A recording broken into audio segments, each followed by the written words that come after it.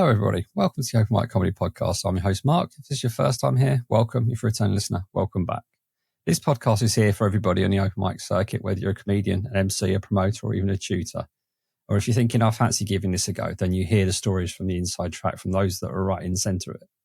Today's guest, she does blame age on not finding the best place to hang a clean shower curtain. She enjoys the G&T, but you can hold the tea. She's a pro, so everyone, it's time to sit down and listen. Please welcome to the stage, it's Pauline Eyre. Hello! Ooh, I like that. Hello. Hello, I like applause. How are you doing? I'm fine, thank you. How are you? Yeah, I'm good, thank you. It's just getting to the edge of July and about to hit the start of August, so you're thinking, is summer over yet, or Yeah, are we still going to boil? For me, because I'm London-based and heading up to Edinburgh, so it won't be as warm up there. It'll probably be a nice break. Yeah, it will actually, and I don't want to be super sweaty all the time. I'm doing enough rushing around to keep warm, so yeah, dry would be nice. Yeah, that'd be good. Yeah. So we've met briefly a couple of times. We have. And your stage presence and stuff has always intrigued me because you are the level above of where most guests are on this podcast. Yeah. You're on the pro circuit and you're getting paid for this stuff, whereas a lot of us amateurs are just waiting for that day to happen. But I'm only one rung above that. I'm being paid badly. No, there are lots of rungs above mine, for sure. Where did your journey start and how long have you been doing it and stuff like that? 10 years ago. My first gig was the 15th of June 2015. And the journey started because it had never occurred to me to do comedy before. I did a drama degree when I was 18 and discovered from that I couldn't act. And that kind of threw me for a loop because that's all I'd ever wanted to do from going on a stage at the age of 4 or 5 and loving it. I knew that was my really happy place. And so it really sort of surprised. And I never wanted to do film acting or TV acting. I always wanted to do stage. But I was rubbish. Honestly, I was terrible at it. And I just wasn't very good at being somebody else. I wasn't very good at being in somebody else's body in particular.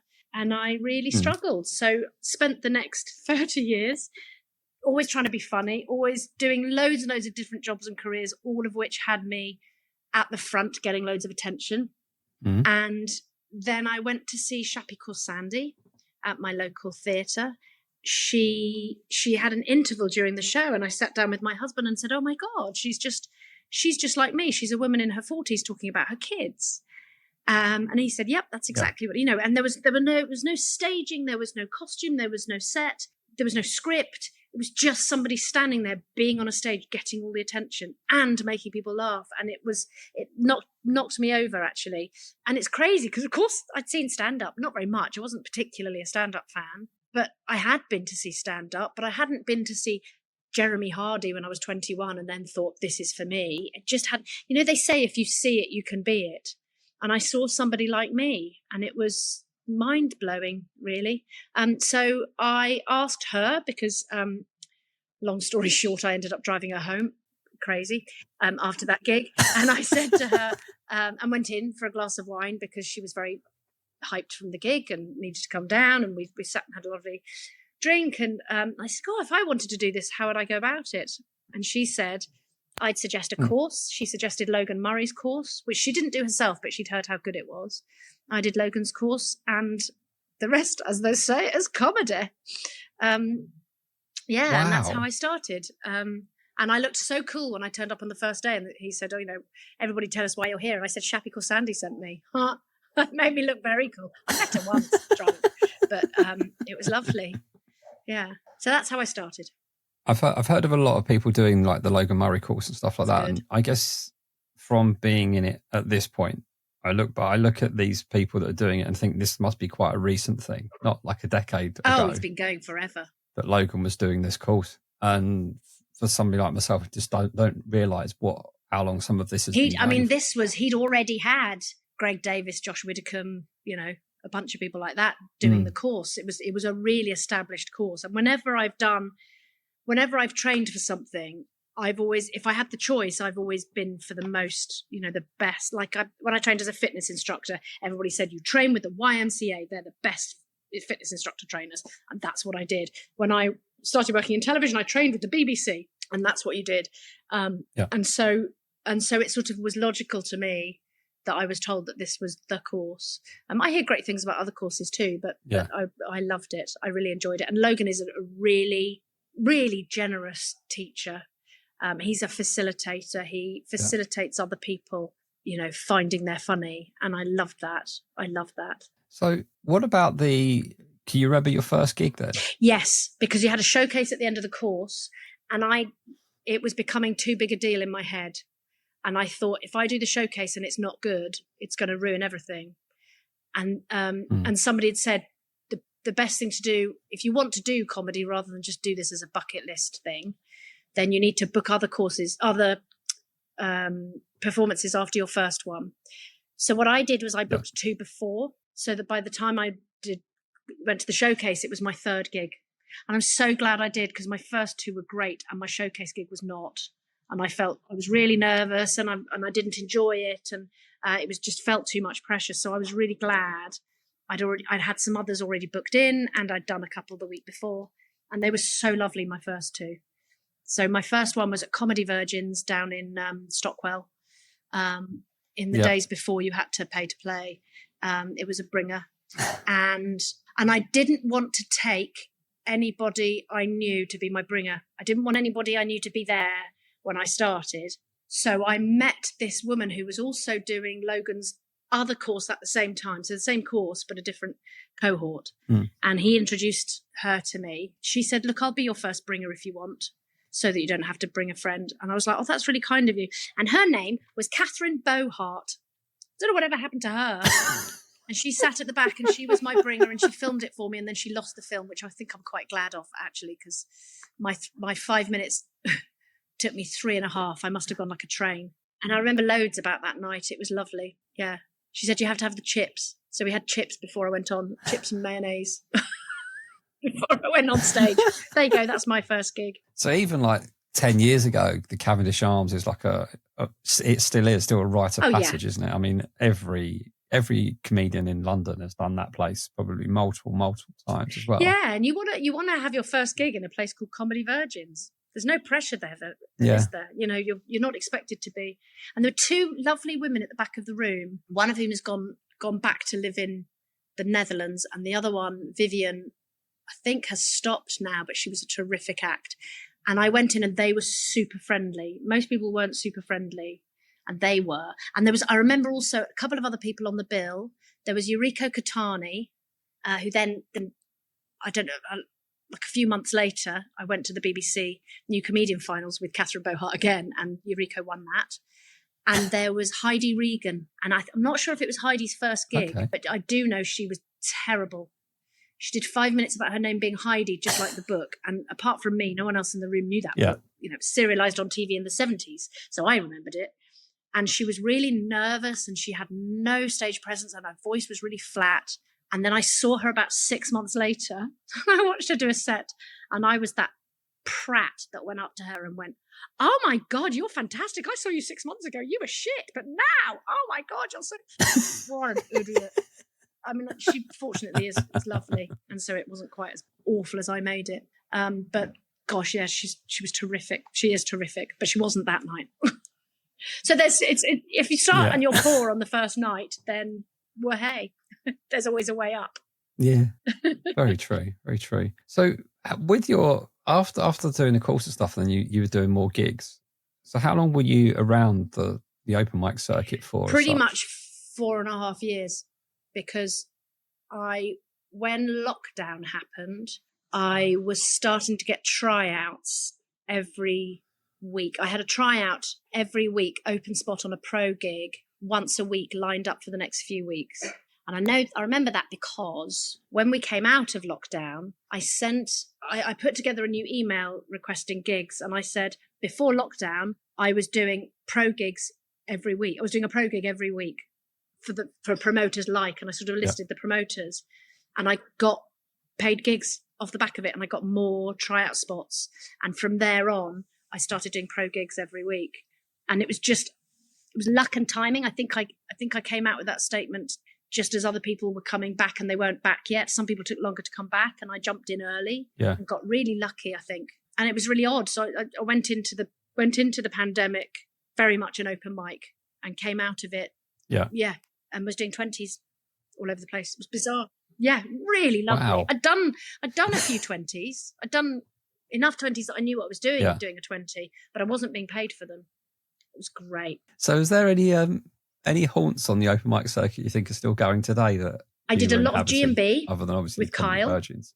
A lot of G&B, and always loved that. There were long nights, but they were terrific. I would always do material for the first time at G&B. It's always felt very safe there. Where else was I going? Occasionally I'd do nice and spiky, but not very often. I think that's still going in Islington. Yeah, that's still going. I did Pegasus a lot, and Pegasus has gone in North London. I did Comedy in the Crown in its previous incarnation when it was Lee Wilson in St Albans. Okay. I'm trying to remember. I did Big Nose Comedy. I think that's still going with Dave. Lovely Dave Lewis. Yeah, what a time to be alive. Lewis, yeah. Loved. I bet he still says that. Lovely. Yeah. So, yeah, I'm sure a lot of them are. Did a lot of bringers because when you start as late as I did and you're that age, you've got people to bring. I had a whole lifetime of people to bring. Yeah, I guess so. And I had one friend in particular who said she would always come if she could, and she saw me bazillions of times. She was so nice to do that. She would just come for the night out. She really enjoyed the open mics and no wish to do it herself. And so I was lucky. I could do lots of bringers. And I know people slag off bringers, but I think in London it's the way to perform in front of an audience. The gigs that weren't bringers had no audience at all, and it's much more painful playing to other comedians. Yeah, it's a necessary evil, unfortunately. I think it's just one of those. There is an oversaturation of nights, and like you say, with the sheer number of nights there are, the amount of people that actually want to do it. Because I don't know what it was like when you started the circuit. When I started, I didn't realise there really was a circuit, and you kind of get onto it, and you're like, yes, hold on a minute, there's thousands of us here trying to do this, and there's tons and tons of nights. But then you kind of go, there's probably more acts wanting to perform than there's audience members that are going to come out voluntarily to what. And you're kind of like, there has to be something there as a give and take to, if you want, like you say, if you want to perform. Yes, and what there also was, because it's a chance to just cut your teeth. You know, any other hobby, you don't. I always loved that about hospital radio. You could learn how to do radio by doing radio, and that was a lovely thing. You can't do that in television presenting. You can't do that in other areas of the arts.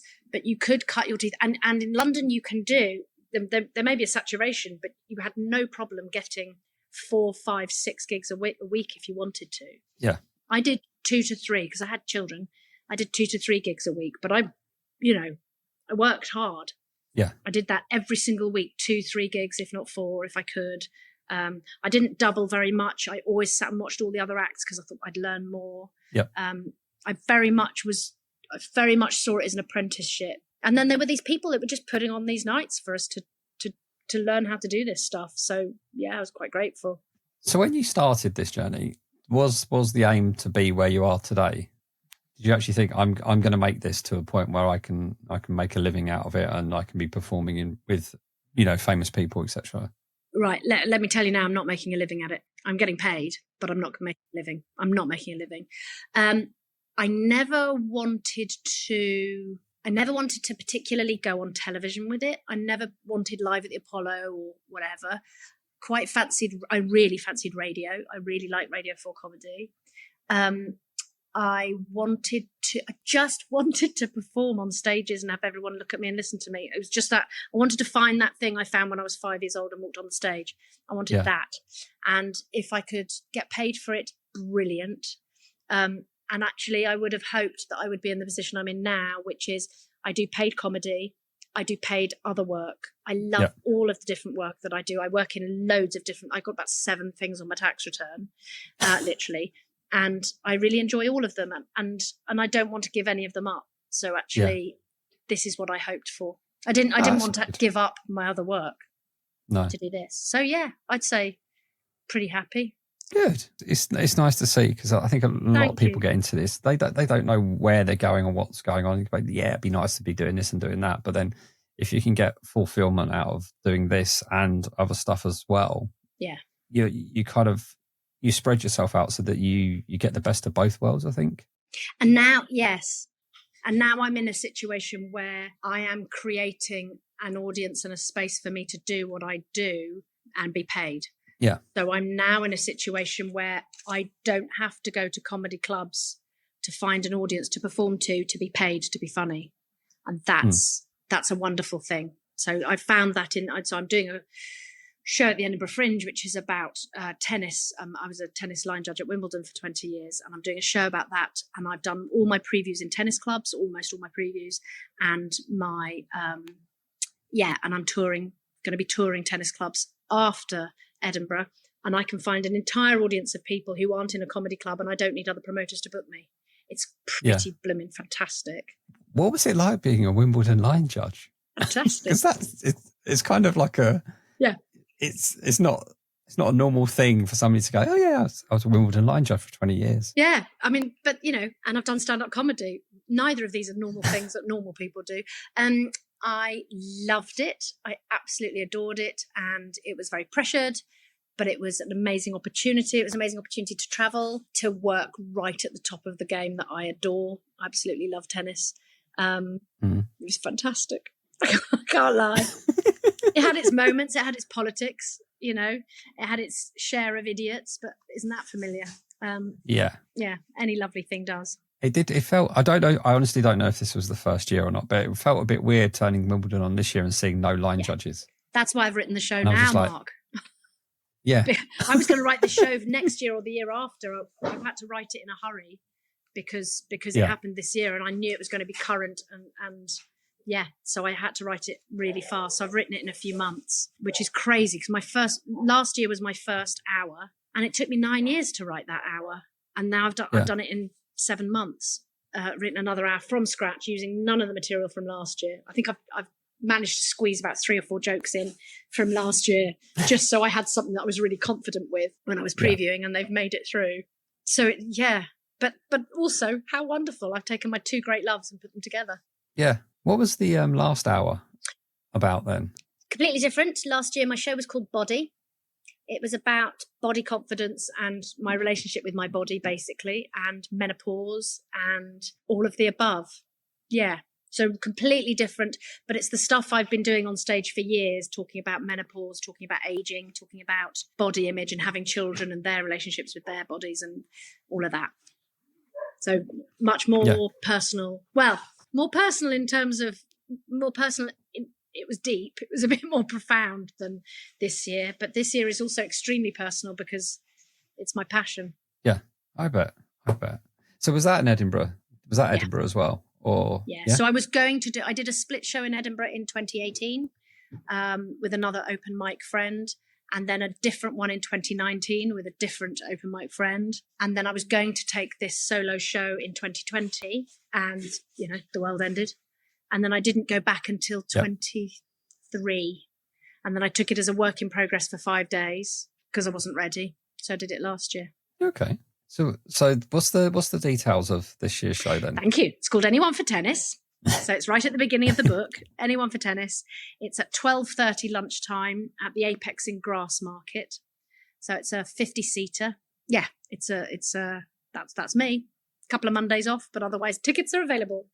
2 days don't have many tickets left. Wow. The pre-sales have been extraordinary. When you find a niche, holy cow, it's different. Yeah, it's I guess like when you were talking about the show and basing it around tennis and saying you've been touring it as such around tennis clubs and stuff like that, that is it's immediately relatable to that. Yeah, that and niche people of people, will isn't it? like it or not. They'll want to come or they won't. I don't have to persuade anyone. It's like, do you want a show about tennis? No, okay, next person.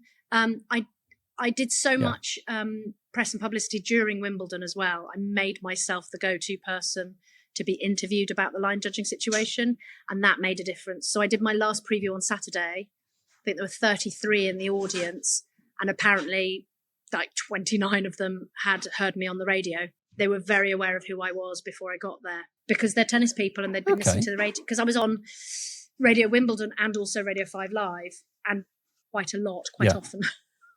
So yeah, I'm sure I saw a clip of you. I don't know if you put it on your Instagram or not, of you being interviewed or something. And I'm just like, that's. I did 20. I did 20 press, radio, and TV. I did TV New Zealand breakfast show live. Crazy, just madness. It was lovely. It was so much fun. But that was the time I wanted to spend writing the show. So. Yeah. So now I'm like, oh God, I need to have a show off the back of this. So was you getting inundated with like, what do you think now? It's all automated and stuff like that. And as soon as any controversy happened during Wimbledon, the machine messed up, I'm taking 6 calls, literally. I bet. God, it was like being famous. I wouldn't recommend it. It was fun. It was really fun, but not when you have other things to do. Yeah. So secretly, I guess, when it goes wrong, do you sit there going, yeah, haha? Absolutely. Like, hello. Machines are better, are they? Are they? Yeah. I don't know. For me, anyway, it lacked something there. It was just weird. Next thing you're wondering is, right, when are the ball boys and ball girls going to go? And they're just going to be a few machines just chucking balls at these players. Yeah. And I'd argue it doesn't make it better. No. It doesn't make it better. Even if, and it's a big if, even if the machines are more accurate, what you lose is the humanity of the game. Yeah. And sport is about people. You know, do it. They've done it in football, of course they are, haven't they? The VAR and everything. But I think, you know, we're recording this the day after the Lionesses won the Euros, and it was so much about those people, the women who played, and the physios and the coaches and Serena and all these people around, and these teams of people, and those people celebrating with each other, and that's what it is.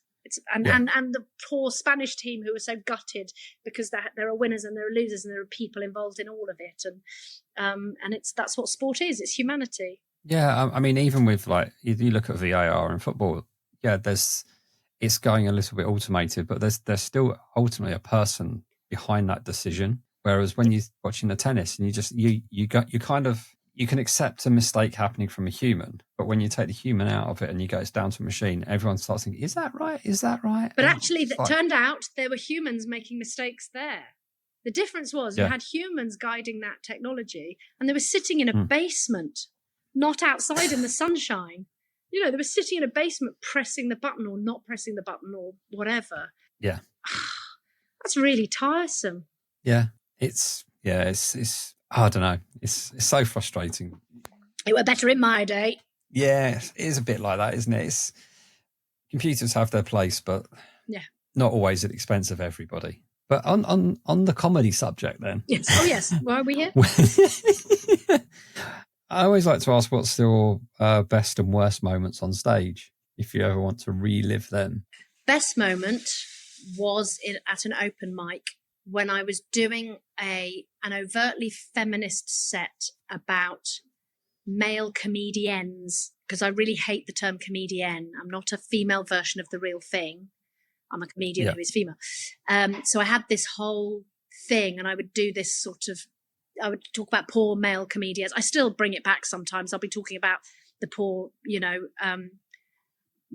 male women's football, men's women's football. What's that? Because it's women's football, isn't it? Women's football is the sport we love, and the men get a chance to play it too. Anyway, so I had this whole set about male comedians, and there was a woman in the front row, and she was losing her mind laughing. She was really, really loving it, and I remember having the feeling, oh, I've got another one. I've got another joke now, and you're going to lose him. And it was that sort of power and connection. There was a connection with her, and then there was the power that I knew I could make her laugh more. And she said, "Stop it! I can't breathe." And I just felt like I'd made it. This is my moment. This is my live at the Apollo. I was so happy to have made somebody laugh that hard. So that's probably my best moment. My worst moment.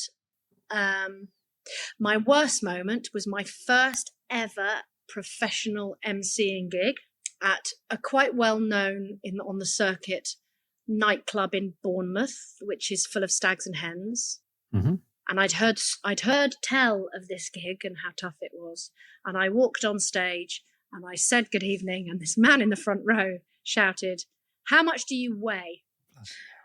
And I in my head, time slowed down, and I just panicked and thought, come on, you must be able to think of something clever. Yeah. And I couldn't think of anything. So I called him the C word, and then they were all on side, and it was fine. And I thought, God, is that all it takes? Just like lowest common denominator, just give him an insult and move on. Yeah. And I think now I'd come out with more clever things, having called him the C word first. But that was probably the worst, I think. Yeah, that was pretty nasty. There was also the time I got brought on by a comedian who said, who told a load of sexist jokes about his wife, and then said, I don't usually do the wife material before I bring on a female act, but never mind, here she is. Oh, God. And I came out and died. Yeah, it was nasty. I didn't have the chops to pick up off it or make something clever of it. I just, that wasn't nice. There you go. Have you done Don't make me tell you any more. I guess I always look back on the bad ones because you always remember the bad ones over a lot of the good ones, I think. Yeah. And you can look back on them fondly in some ways, unless you've died an absolute death and kind of go, I never want to relive that ever again.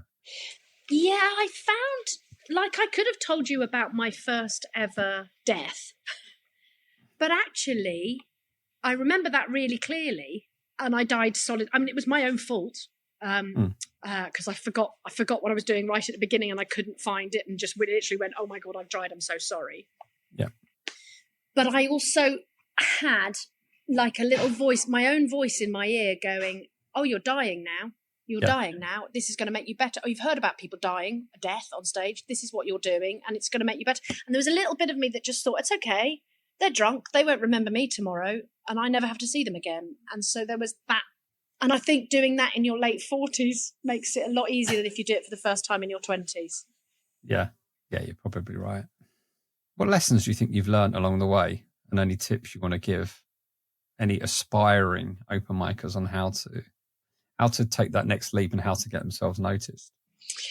Always stay for the whole gig. Don't double up as an open mic. It's not going to make you better.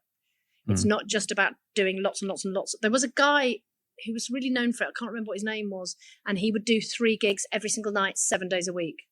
And he would just run from gig to gig to gig. And he'd come on and he'd always do exactly the same material. He never seemed to be reflecting on how it had gone. And I learned more from watching bad comedy than I ever have from watching good comedy. I watched a top comedian before I started turn on the audience for not laughing loudly enough. And I learned, I'll never do that. She came across really badly. It was horrible. It was unpleasant.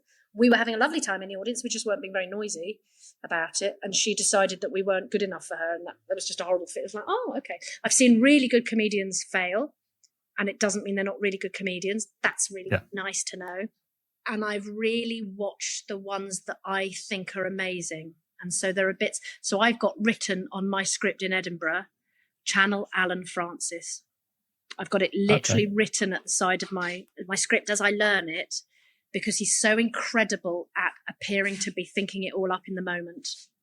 And any time I'm starting to sound scripted in any way, I have to channel Alan and do it the way he does. Yeah, I watched the way Sophie Hagen was in her body on the stage, and how comfortable she was, and how she used her body, and how she talked about her body a lot, but also the way she held herself in her body was really inspiring. So I found comedians I absolutely love, and I try and channel them while still being myself. Yeah. What else have I learned? I'm really resilient. I get knocked down and I get back up again all the time. Yeah. I ask for gigs. Hopefully I get the balance right, because it's a very hard balance, but I do ask for gigs that I'm almost ready for, even though very often I get told you're not ready. It's like, okay, but I will be very soon. And so actually by applying for gigs at a higher level, I've been booked at a higher level. Somebody once put me up for something that was going to be paid £250. And I said, I'm not a £250 comedian. And I got the gig and I got that money. And he still reminds me of that. He still says, you're the one who always said you're not a £250 comedian. Look at you now. And I bloody am. Comedy's underpaid. I should always be paid £250. I'm not. But that is not a massive amount of money when you can only work 3 nights a week. That's not a huge, and how much of that goes on my petrol to get there, etc. So that's nice. and furrow your own path, which is a complete contradiction of what I just said about channeling other people. But that your success isn't going to look the same as other people's.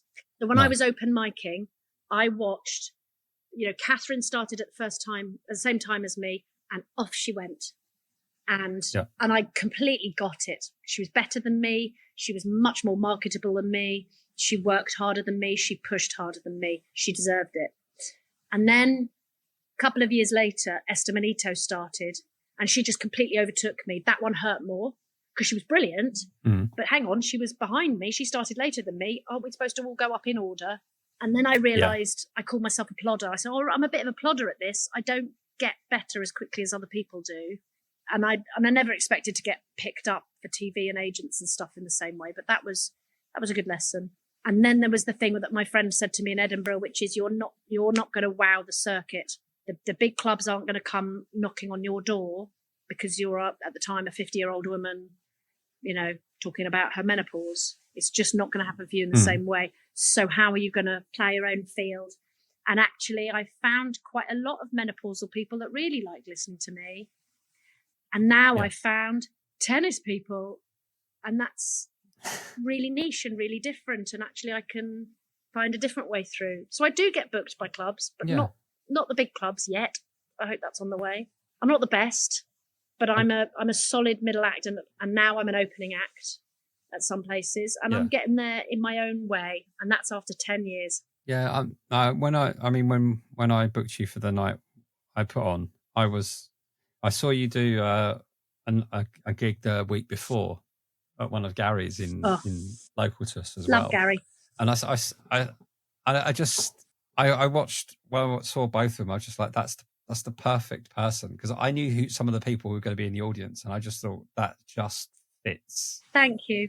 I've somehow managed to pick the right act for what the right audience is going to be, and people are going to get it. And I still will never forget to this day you leaning forward to one of my closest friends and saying the word dryness in his face. It was hilarious. I remember it. And I was just like, it was just... That was a big lesson, actually. When I was doing open mic, it was all in the centre of town, and everybody was in their 20s, and all the acts were talking about their Tinder dates and stuff. And I was talking about ageing and having kids, teenagers and stuff. And then when I started doing professional gigs, I remember noticing it for the first time at Yellow Comedy in Watford. And I went and did this gig. I think I was at the open spot or something, or it was an open mic. It was a lovely gig, really lovely gig. And I walked in, and all of the people were middle-aged couples. And I remember this AJ Roberts, fantastic act. And he turned to me and went, "Oh God, I was going to do my Ibiza stuff." And I said, "Do your Ibiza stuff. It's really, really funny. People laugh at me in London when I'm not like them. I laugh at your Ibiza stuff because it's brilliant. They'll love it." And they did. But actually, it's so much easier on the pro circuit when you're my age. And people talking about Tinder and at the age of 24 and saying, "Oh yeah, I'm getting old. I'm 25 next week," doesn't cut it in the same way in a village hall in effing come upping. I don't know. No, it's always quite interesting. I once did a gig where I stood up in front of everybody and went to talk about 90s nightclubs. And I said, "Does anybody remember 90s nightclub?" And I just looked around and I don't actually think anybody in this room was born in the 90s. I'm just like... I remember somebody coming up to me in a bar at Angel. Oh, Angel Comedy is, of course, always wonderful to go and do, and downstairs at the King's Head. I remember somebody coming up to me at Angel in the bar and saying, "My mum's going through menopause. I found that really interesting." I'm thinking, I'm going to choose to take that as a really lovely, positive thing. Greetings, listener. Sorry for the interruption. It's John the Peg from episode 41.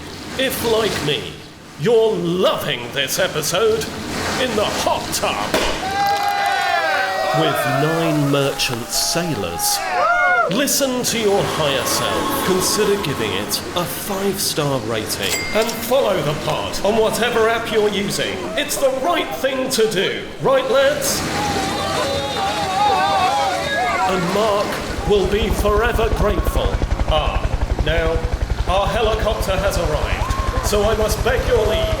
But please, enjoy the rest of this absolute humdinger of an episode. Jesus! Well, kind of come back to writing then. I'm intrigued by this, how writing has changed for you over the years, because I assume it has changed in the way that you've constructed jokes and topics, etc. Have you noticed, can you pinpoint a change and why and how, this you've done year's it? been so interesting, writing to order, not just writing when I think of something to write, but writing something to order has been, I do the pun championships every year, so I have to write to order for that, but I think that's a bit different. So the pun championships taught me the discipline of, I am going to sit down and write, and I've got a bunch of subjects and I've got to write. Yeah. Most of my comedy before has come out of anecdotes, just stuff that happens. And this year with the tennis, and I'm still doing it, I'm still writing it. I'm sitting down and writing jokes. I'm going, I've got this wonderful director, Ben van der Velde, and he will say, I want to hear more about that. Find me 10 jokes about the rules of tennis. Write me 10 jokes about, or 50, write 50 things about tennis that are interesting. And then we'll try and make jokes out of them. And then I will do a little bit more of the formulaic writing of, that will work better as a rule of three, or maybe a pull back and reveal there. So some of it happens quite naturally. It always used to happen a lot more naturally, and now I'm having to be the disciplined. I do MC once a month. I MC a professional gig every month, and that's quite nice for going, I think I'm going to write some topical stuff for this one. I'm going to write some stuff just for this week. That's quite a good discipline.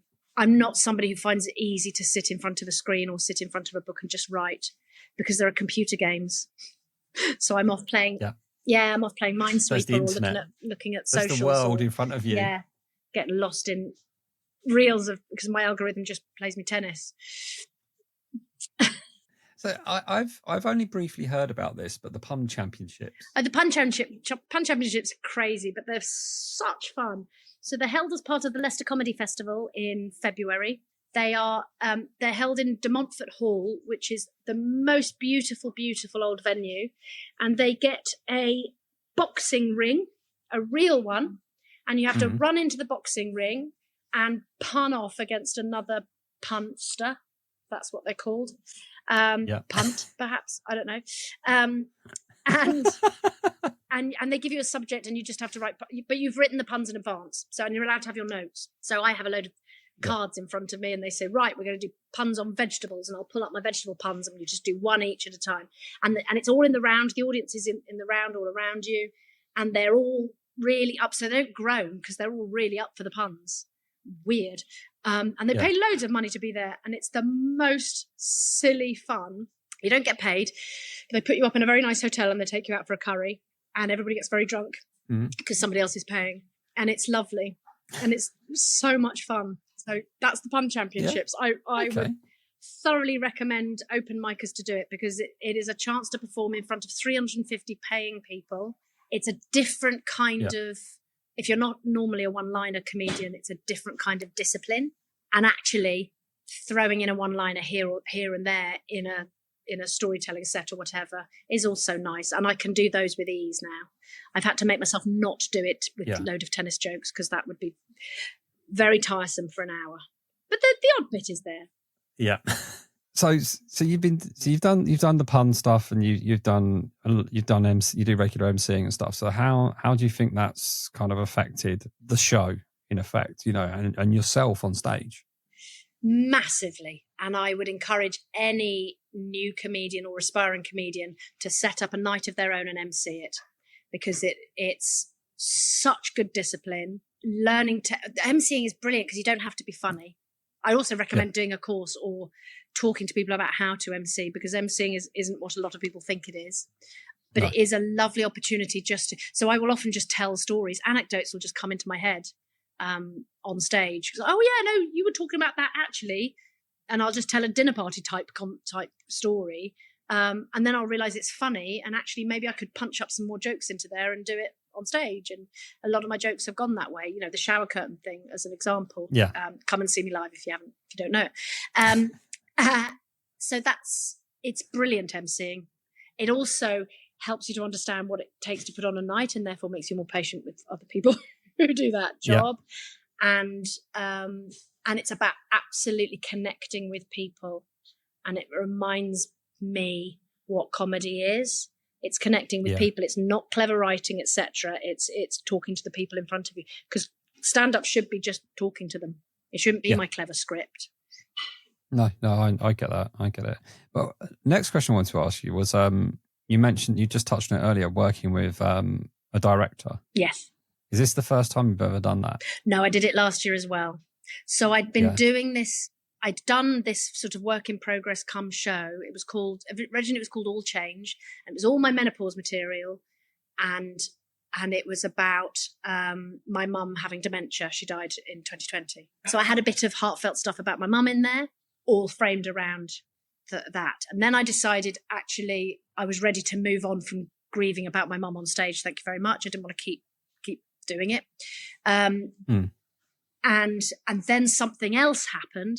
I had a cancer scare, actually, and a gynecological one. So I had to have horrible tests. And the horrible test was the funniest thing. It was just the funniest story of what happened, and extreme, very personal and stuff in terms of my body. Yeah. But gosh, it fitted together with the rest of it so beautifully. And it was sort of about what's going to happen when I come out of menopause, which is where I need to develop my comedy, because I can't, I'm actually not menopausal anymore. I'm past it. And I thought I had a lovely show, and I did it for 5 days in Edinburgh in 2022, ready to do it as my big debut show last year. And then I thought, well, I should probably show it to somebody, there'd be nothing lost in showing it to a director and seeing if there's anywhere else I can take it. And he absolutely transformed what was, I thought, a nice show with lots of nice bits into a really tight, disciplined show. And I learned so much, and I know it was very successful.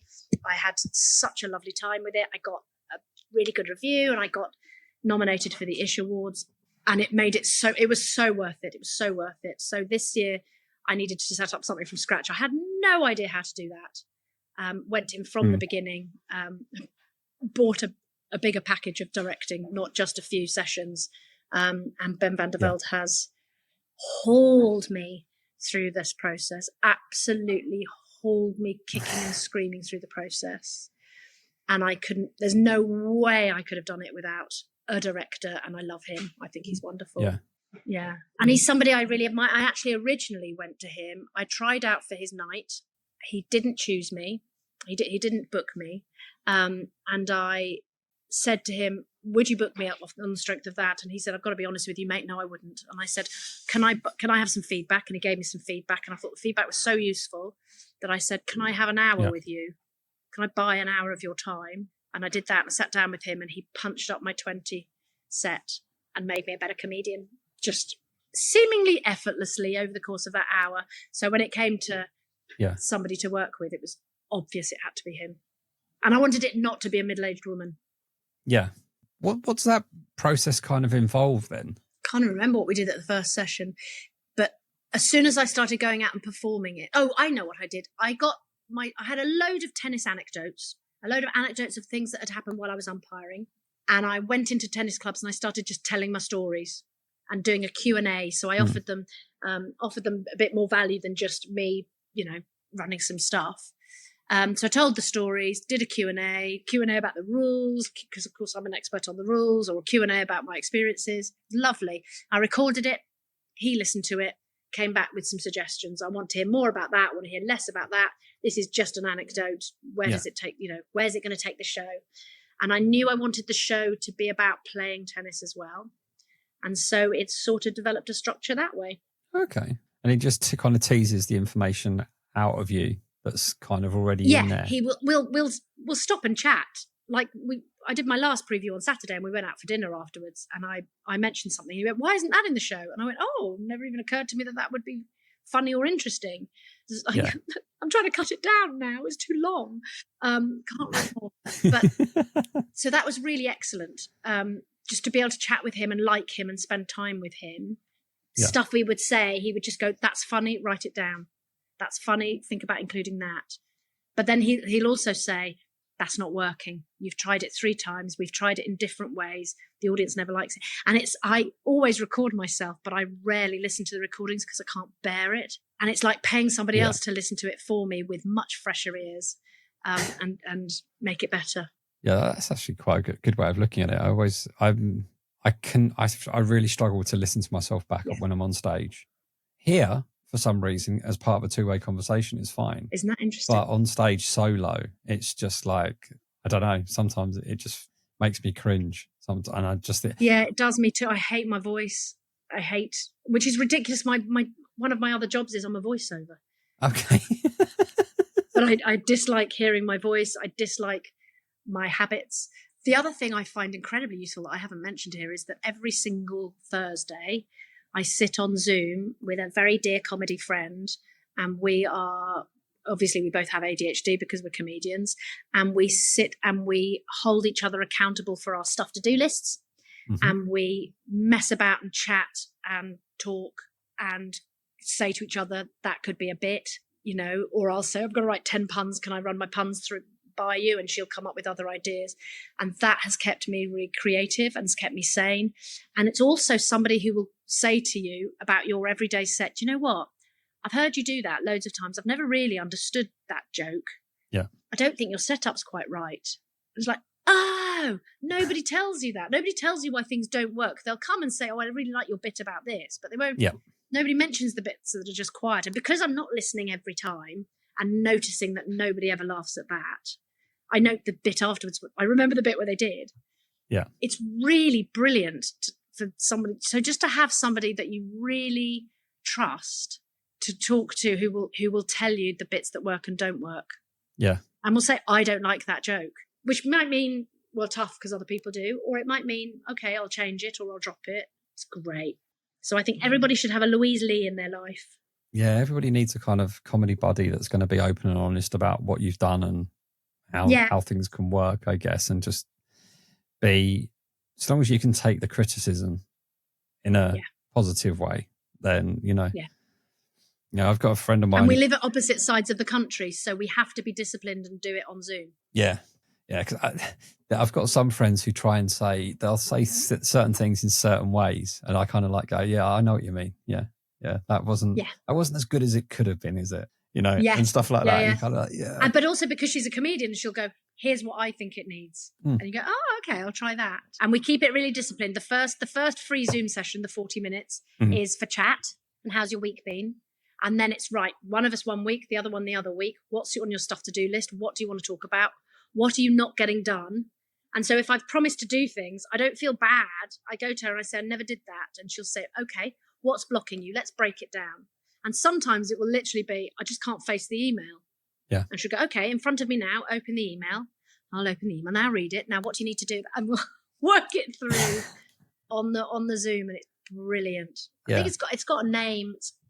I can't remember what the name is, but it works really well. Yeah. I do think more people with a friendlier insight and helping break things down. I think that's what a lot of. I think the whole what am I trying to say? Comedy workshops that are coming in now. There's a lot more writing groups and there's a lot more collaboration going on. Whereas you kind of always, when you join this, you kind of get the impression that everybody's on their own because you're that one person on stage and it's only your voice. And it is okay to take advice from other people because half the famous people you see on TV have writers with them and stuff like that. Yeah. Yeah. And some people need to get past that bit going, well, I've got a few jokes in mind that I really adore. And then I look back and I go, but they didn't come directly from me. They kind of came via workshop ideas and stuff like that. And you kind of go, as a suggestion for somebody else, and you kind of go, it wasn't mine. But then you have to kind of get over that and go, well, it might not be yours, but it makes the rest of your stuff punch up and be better. Yeah. It improves your stuff. There's an incredible comedian called James O'Donoghue. He's moved to London, was previously in Bristol. And his opening line is the most brilliant opening joke. It totally, utterly gets the room and gets them liking James, which they might not do. I don't know if you know James. No. James is male and him, but he wears makeup, a lot of makeup, and sometimes he will wear women's clothes, as if that's what they're called. He will wear skirts. And he walks on stage, and that's a lot in your face, especially if you're in Uppingham, come Downham, or whatever you are, out in the country, whatever. And he walks on stage and says, "Oh, someone's been on the pronouns." And it's just the most wonderful line. And he told me recently, he went, "You know what? I'm so cross. I didn't write it. Somebody said that to me." And I said, "Oh my God, can I have it?" And and he's the most wonderful performer and writer. And everything else he does is so wonderful. But he starts off from this place of, I do know what I am. And I do know that you might find that challenging, but I'm here anyway. And I'm going to talk about this, and we're all right. Isn't that the most wonderful thing? If you had that precious, it's not strictly mine, but you did get permission. It's not as though he nicked it from another comedian. And also, if you think about the ones and you think, "Oh, I didn't write that," you helped other people write theirs, and you came up with things for theirs. So you have done the work. Yeah, it's strange. I'm one of these people that I think I've got an eye for it for other people. Yeah. But for my own stuff, I can't see it, and that really frustrates me. Yeah, that's why you work with other people, because I'm really good at editing other people's stuff. If somebody sends me a piece of writing, I can make it better. Yeah. But starting that piece of writing off, I find really hard. Yeah, I'm not being creative is not me. My day job is corporate and stuff like that. Yeah. So it's following the rules and following structure and stuff like that. And I'm I'm a computer programmer, so I work in if then else, not lots of words and outcomes and stuff and fun. It gets to a target via a certain set of instructions. But then when you break that down, that's what comedy kind of is. It's getting to the end, which is the laughter from there are the rules that as comedians you know, but as a paying member of the public, you don't know. But and you're allowed to break them. Yeah. But trying to be creative with some of the stuff is so difficult when it's not in your head. It's really difficult. And if you don't go into a workshop every so often where you play, then you're a computer programmer trying to do something so opposite in your spare time. So you go to a workshop where you spend an hour playing, and then you start coming up with silly ideas and bantering a bit. Oh, look, I seem to have just written something. Yeah. Yeah, I think that was probably one of my most favourite nights on the open mic circuit was I once turned up at a gig and I said to the guy running it, I knew him very well. I said, "Look, I've got no plan. I don't know what I want to do. I haven't done anything for a couple of weeks. I'm a bit rusty." He just said, "Just go out there and have fun and do what you want to do." I said, "There's no hard and fast rules here." But okay. And I looked around the room and there was a massive window with windowsill. And the way they set up the room up, they had two big tables, but they parted the tables away from each other. So there was just a window ledge. And I thought, I'm just going to sit on the window ledge and just talk. Nice. And I just sat there and I said to the audience, I said, "I have no idea if this is going to be funny. I'm just going to tell you a story." And I told a story and that story turned into a set. Nice. And it was just like, I walked away and I looked at a couple of friends and I went, "What did you think?" They went, "It's a really nice story. It has loads of potential. You just need jokes in it." I said, "I know, but that's what I went up there for." And there was the odd laugh and stuff, but people coming up I was really engaged. You had me engaged about just hearing the next part. It didn't have to be funny because you kind of preset it by, I don't think this is going to be funny, but we'll see what happens. It's so nice, isn't it? I do a storytelling night sometimes, and that I really like that because I don't have to be funny, but I'll write a story or something. It's an anecdote. It's something that's happened. Every single time I've done that, it's turned into a bit of comedy afterwards. And I've never done a funny story. I've always done a story with massive amount of heart in it because that's how I really love communicating with people. So I talk about. I've talked about my mum dying. I've talked about my kid coming out as trans, which is like a really, something terribly serious. There is so much lightness in it as well. And what starts out as, I really want to connect with you and tell you what it's like to be the mother of somebody in this situation, that becomes something, it's because it's about connecting with people. And that's what comedy is. You throw in some funny lines in the middle of that and it breaks the spell so nicely. And everybody laughs so readily because they have the permission to. It's great. Yeah. I do want to ask on this question, you mentioned it a couple of times already, is how do you go about writing a story about something so personal and deep and stuff like that? Because I've got a couple of bits in mind that I really want to tell stories about. Yeah. My parents who both died of cancer and stuff like that. But I want to do it as like a dedication to them because they've not been alive in the point that I've ever done this. And I want to do something like that, but I don't know how to start. I don't know what to do. And I don't even know if I could ever perform it. It's such a tough topic. Yeah. Where do you start? What did you go through when you went through that? One of the storytelling nights that I've done, the one I've done most, is called One Track Minds. And it's like a mini Desert Island Discs. Somebody tells a story for 10 to 15 minutes about a song that changed their life. Each time I did it, first few times I did it, each time with a different story, I would kind of hang a song on the end of the story. And the last time I did it, I was listening to Spotify on shuffle and a song came on and I happened to be really sitting listening and it spoke to me so hard. I still can't listen to it without crying. I sobbed and sobbed and sobbed listening to this song. And then I sat down and said, I want to do this on One Track Minds. And I started that way. The story of the gynecological cancer procedure, the hysteroscopy, as it was called, I started from, oh God, this happened. I was really frightened. So I had a bleed when I was menopausal and you're not supposed to bleed. And that can be very dangerous. So I just told the story. I woke up one morning, got a slight bit of spotting. Is this a problem or is it not? And I called the doctor and I went to the doctor and actually this happened. And actually the doctor took it more seriously than I expected. And suddenly 20 minutes later, I've got 5 appointments in the next week. Yeah. And it all started from there. And there was nothing funny in it at all. The man who did the hysteroscopy was, and I just, as long as it's not a man, I don't want a man. It's just, God, no, please, God, anything. I walked in and it was a man who was 70 if he was a day. I thought, oh, just the last person. And he was so brilliant, so incredibly brilliant. And I felt so light about it all. And it all turned out to be fine. And it was just a scare. And then and then it was like, actually something really funny happened. And I called Louise as I came out of the appointment. I called her to tell her everything was all right, and we cried. And then I said, "Oh, it's really funny though, because he said this, but I misheard him, and I thought he said that."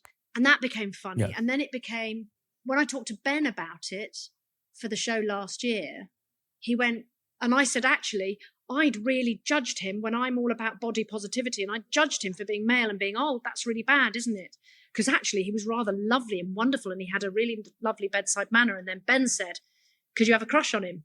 I went, yeah. And then he became Dr. Gorgeous and I started talking about Dr. Gorgeous and it's just somebody else going, you could embellish this with a bit of fun. So I think you start with pouring your heart out onto a screen or onto a page about those stories and then see where they go and then talk to other people about them. Do you ever do morning pages? No. Oh. There's a book called The Artist's Way by Julia Cameron.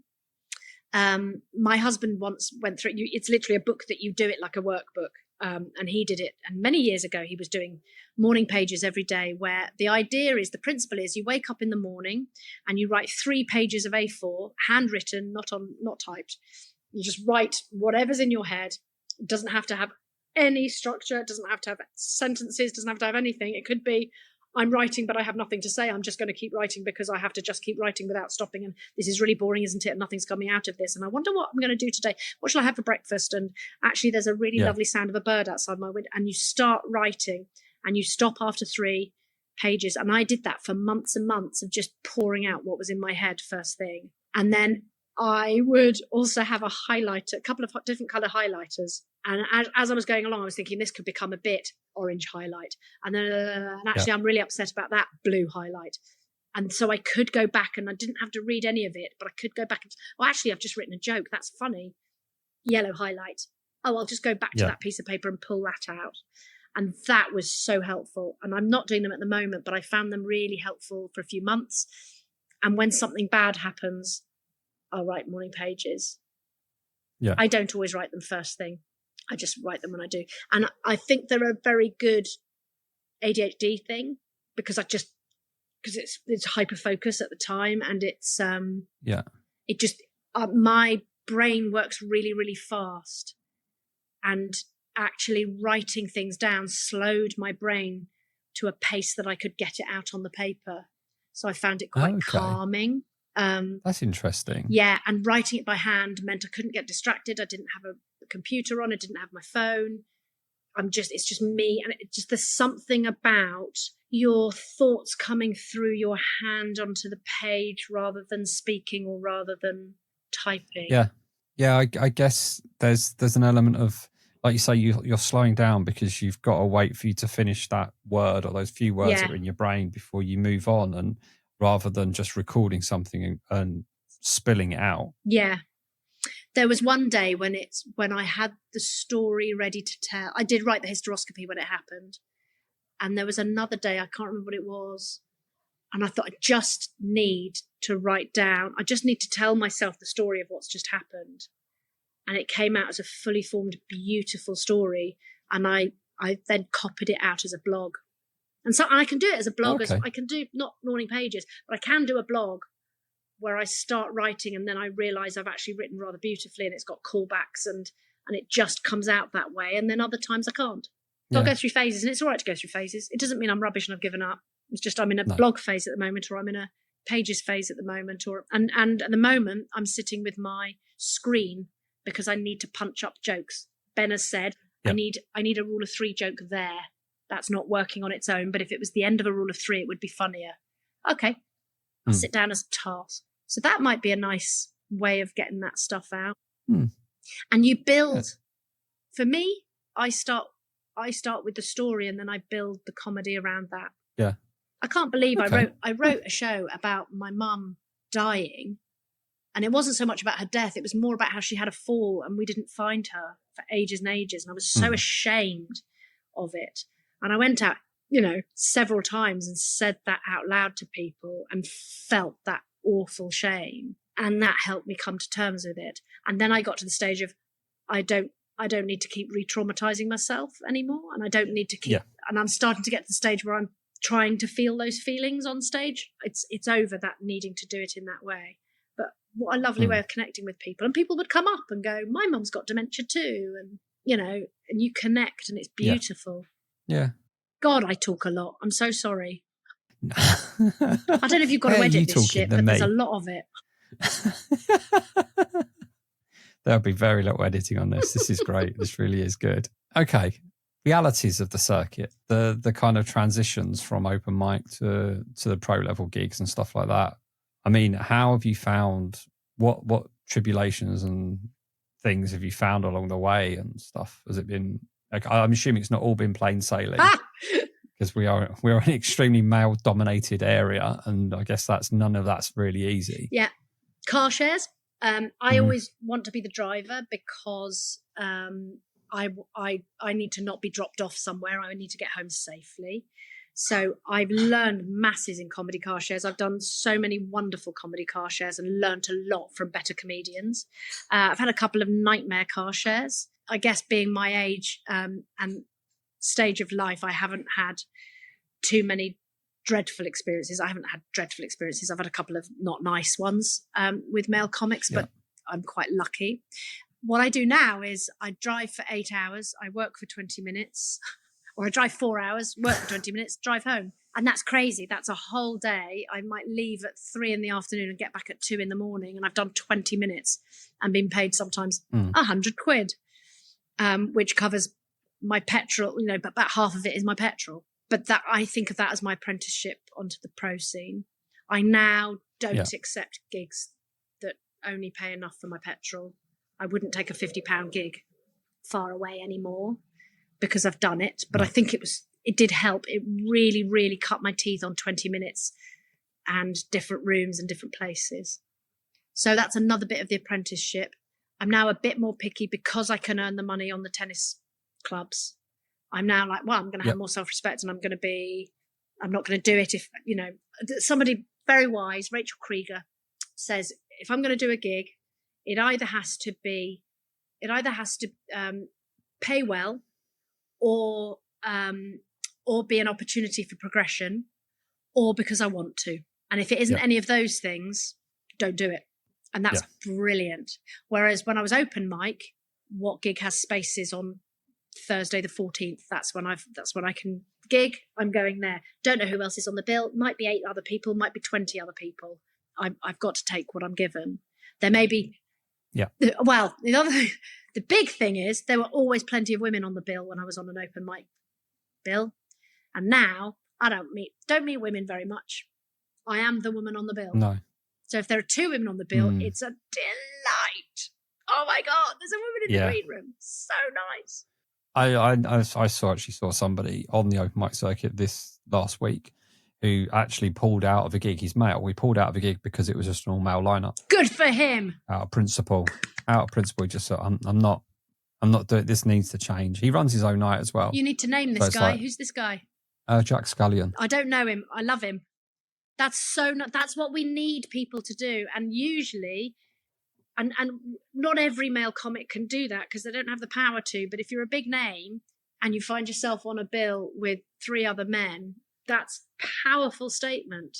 And so often these posters of, 4 men who really look all the same.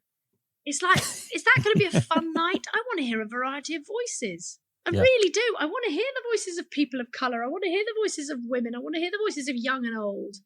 I don't want to go to a comedy night and have 4 different people talking about their dating life, or 4 different people talking about their young children, or 4 different people talking about their whatever it is. Yeah. Yeah, I applaud Jack for doing that. When I saw the message he put out, was like, I'm just pulled out of an all-male lineup because it's not right. And you're like, fair play to you. Please thank him from me.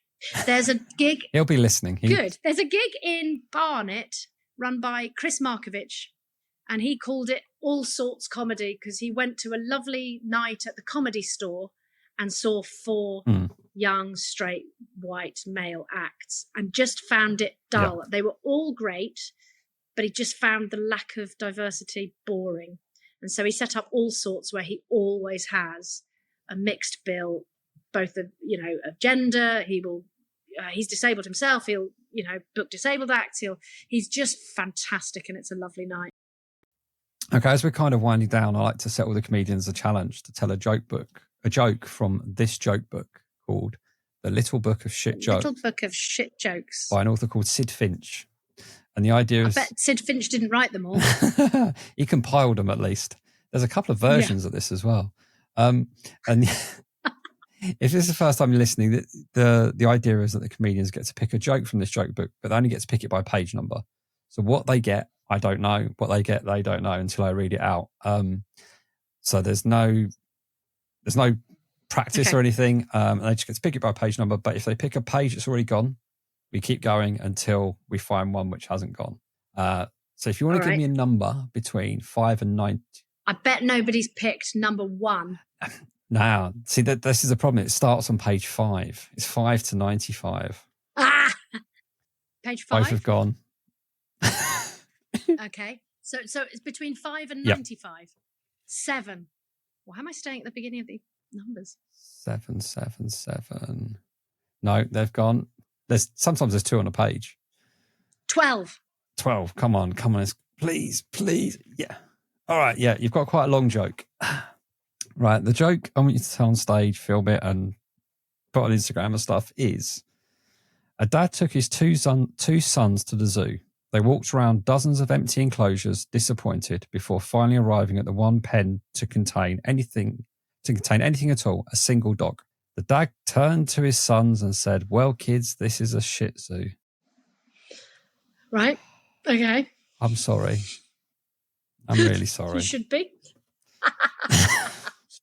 Do I have to do it as written, or can I shorten the setup? Yeah, I would definitely shorten that setup. Why are there 2 sons? Yeah. Exactly. Fine. I might put a topper on. You can do whatever you want. Absolutely do whatever you want with that, but just make it better. I don't know how. I'll try. You're a semi-pro. Give it your best shot. I don't know how you can possibly make it better, Pauline. It's perfect. But yeah, I'm game. Good. So lastly, then, remind us of the details of the Edinburgh show again? So it's called Anyone for Tennis. It's at 12:30 every day lunchtime. A couple of days off between the 1st and the 23rd of August. It's at the Apex Grass Market, and come and see it. And And then you can also find me. I've got a website, paulineeyre.co.uk, not surprisingly. And I'm on all the socials as Yes, Pauline Eyre. Oh, okay. We'll get you on that then. Yeah. And Eyre is EYRE, like Jane. Skilled writers, the both of you. Stop calling me Pam. Yes. Yeah. I get called Pam a lot. I get brought on stage as Pam. I bet. You can find us on Instagram at Open Mic Comedy Pod. We've got a website, openmiccomedypod.com. Whichever platform you're listening to us on, please give it a like, follow, subscribe, and all of that jazz. And I just want to say thank you so much today, Pauline. This has been an absolutely delightful chat. Thank you. It's been lovely chatting with you too. I've really loved it. Good. And for everybody else, I will speak to you all very, very soon.